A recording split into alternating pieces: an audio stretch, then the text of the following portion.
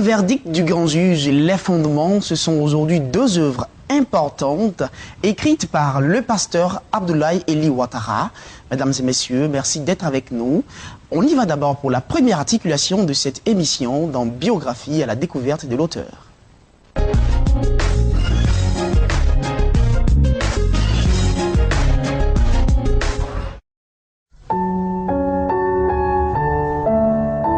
Biographie. Le révérend Abdoulaye Eli Ouattara est le pasteur principal de l'église Bethany Espérance située à Angré 8e tranche à Abidjan, de la mission internationale des églises Bethany, Mideb, où il sert Dieu avec son épouse Anne-Rosalie Ouattara. Ils sont parents d'une adorable fille, Grace Esther Victoire Ouattara. Le révérend Abdoulaye Eli Ouattara est aussi enseignant à l'école biblique Bethany. Il travaille auprès de l'apôtre Pongui Conan Bernard, président fondateur de la Mideb, son père spirituel, ayant à son actif un autre livre, Prier pour rentrer et posséder l'année 2013. Merci d'être avec nous, pasteur Abdoulaye Eli Ouattara. Nous sommes très heureux de vous recevoir sur ce plateau. Oui, le plaisir est partagé. C'est aussi un plaisir pour moi d'être sur le plateau de Béni TV et que Dieu vous bénisse. Amen. Alors, le verdict du grand juge, les fondements, deux ouvrages importants, inspirés et écrits par vous. Et nous allons d'abord commencer par le verdict du grand juge. Le verdict du grand juge, on voit tout de suite là, au contact de l'ouvrage, une première image sur l'œuvre, l'image donc d'accueil, ce bâton là qui donne un verdict. Tout de suite, qu'est-ce qu'on doit pouvoir comprendre par ce titre? Par ce titre, nous voyons là le bâton d'un juge qui est en train de donner un verdict. Et il faut dire que ce livre m'a été inspiré à partir de certains faits que j'ai constatés de la vie courante et de la vie de certains chrétiens qui ont souvent à la bouche « Pourquoi est-ce que ma souffrance dure et pourquoi ma plaie refuse-t-elle de guérir ?» Et cela est parti de là et ça fait que j'ai commencé à chercher et à sortir ce livre. D'accord. Vous avez cherché, vous avez sorti ce livre, Le verdict du grand juge. Nous allons aller très rapidement. Quel verdict a été donné? De quel juge il s'agit? Qui est le grand juge? Qui donne le verdict? Waouh! Et quand nous parlons de grand juge, et il faut dire qu'il y a aussi un autre juge. Parce que là, nous parlons du verdict du grand juge. Ce qui veut dire qu'il y a un verdict qui a été donné par un autre juge, d'un autre tribunal en un mot. Et là, nous parlons surtout des verdicts spirituels. C'est ce qui est important à signaler. Il ne s'agit pas d'un verdict ordinaire. Ordinaire, voilà. Voilà. Et quand nous parlons de verdict, nous savons que le verdict, c'est une sentence. C'est une décision d'un tribunal. Et quand nous parlons de verdict spirituel, nous comprenons que là, c'est qu'il y a un verdict, un tribunal spirituel qui a dû siéger concernant quelqu'un. Parce que dans un tribunal, nous venons pour rechercher la justice. Venons pour chercher qui a raison et qui a tort. Et donc, ce qui veut dire que là, quelqu'un a été convoqué devant un tribunal et le tribunal a siégé et a donné son verdict. Et voilà, de quel tribunal s'agit-il? Oui. En général, de quel tribunal il s'agit? On pourrait tout de suite penser, étant donné que ce n'est pas d'un verdict physique, il s'agit un tribunal spirituel. Spirituel. Occulte, ténébreux, je peux le dire. Et c'est ça. Et parce que nous sommes chrétiens et nous venons de quelque part. Nous venons de familles non chrétiennes. Et c'est sûr que lorsque nous avons abandonné les différentes pratiques d'où nous venons, de nos origines, c'est sûr qu'un tribunal a dû se réunir pour dire, mais celui-là, c'est quelqu'un à rattraper et à abattre.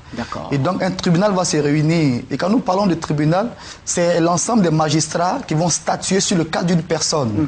Et ces magistrats vont s'appuyer sur des lois qui étaient établies venant de la maison familiale, même du village, même de la tribu. Et ces lois-là vont être violées par celui qui aura donné sa vie à Jésus. Parce que disons que dans la tribu, dans la famille, il y a certaines choses qu'on ne doit pas faire. Et quand nous devenons chrétiens, la Bible dit que nous sommes libres. Et nous sommes libres de vivre une nouvelle vie. Parce que la Bible dit que si quelqu'un est en Christ, il est une nouvelle créature. Et ce qui nous amène à vivre une autre vie, mais cette vie-là va nous créer des difficultés. Vous comprenez? D'accord. Oui. Alors, il est aussi important, vous le disiez, c'est des magistrats qui se réunissent pour statuer, pour prendre une décision.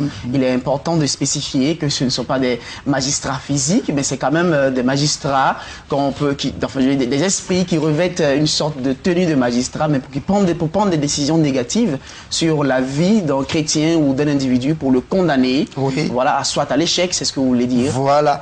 Et quand nous parlons de magistrats, il faut dire que... par exemple, le litige peut être soumis à une juridiction. Et la juridiction peut être villageoise comme coutumière. Et là, quand cette juridiction se réunit par rapport à une situation, ils vont statuer et puis dire que cet homme ou cette femme a violé la loi du village ou la loi de la coutume. Mais comme c'est des lois établies, il y a forcément un tribunal qui s'est réuni. Et puis on donne un verdict. La sentence. La sentence. Et la sentence peut être la mort, ça peut être l'échec, ça peut être l'humiliation, la frustration. Et on se retrouve en train de vivre ces situations, mais on ne sait pas d'où elles viennent. Et à travers ce livre, nous ressortons ces aspects-là pour amener les hommes, les chrétiens, la population en un mot, tout lecteur, à comprendre certaines choses qui se passent dans sa vie, mais qui ne comprend pas. Comme la Bible peut le dire dans Osée 4:6, mon peuple périt faute de connaissance. D'accord. Il est aussi important de noter, alors que le grand juge est celui qui vient pour donner un nouveau verdict. Effectivement.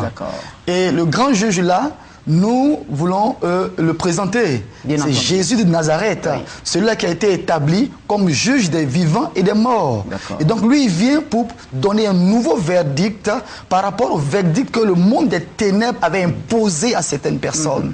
Et lui, son verdict, il est irrévocable. Mais maintenant, il faut savoir comment aller vers lui et comment l'aider à nous en sortir. D'accord. C'est effectivement cela ce que ce livre traite, c'est de cela que ce livre parle. Hein, donc, vous donnez des exemples avec ceux de Daniel et le roi Nabuchodonosor, qui avaient donc été voilà, jugés à la sentence de la mort par le roi. Et puis, bien entendu, Dieu, par sa puissance, a donné un autre verdict de pouvoir sauver Daniel. Et également le cas des 3 amis de Daniel hein, dans la fosse. Alors, c'est assez important pour terminer rapidement concernant cette œuvre. Qu'est-ce qu'on doit pouvoir retenir du verdict du grand juge? Ce que nous pouvons retenir, je veux m'adresser à quelqu'un et lui dire, toi qui me regardes et qui m'assistes, à travers ce livre, c'est pour t'aider à comprendre une chose.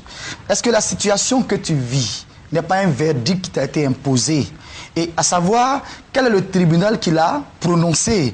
Et quels sont les magistrats qui ont siégé? Et en 4e point, et qu'est-ce qu'on t'accuse d'avoir violé comme loi?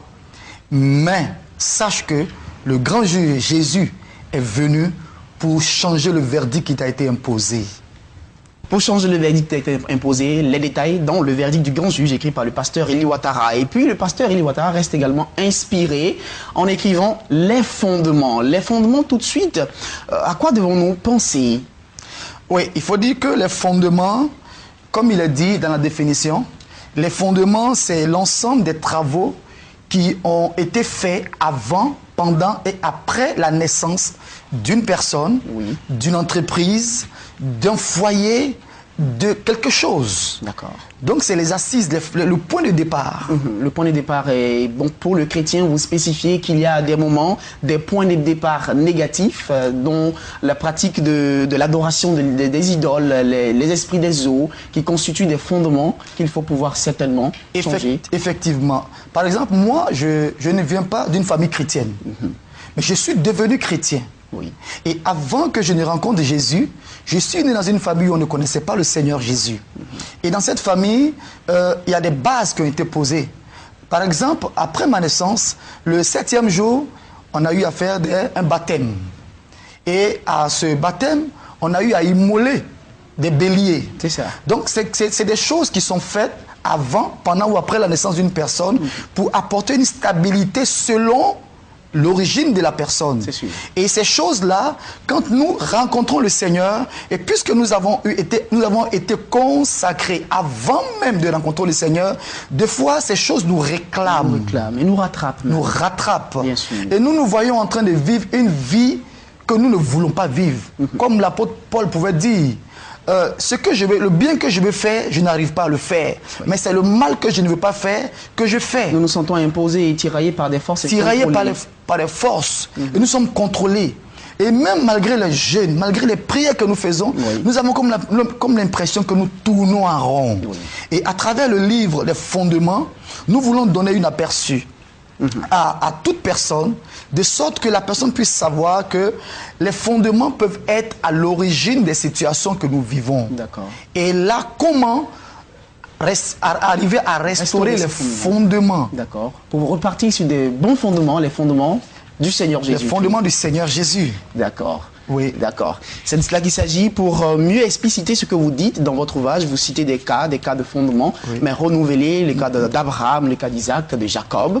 Bien entendu, donc nous invitons nos téléspectateurs, nos amis lecteurs, à rentrer en contact, bien entendu, avec cet ouvrage pour avoir des détails. Le verdict du grand juge et les fondements, nous les découvrons maintenant dans ce qui suit au rayon cette semaine.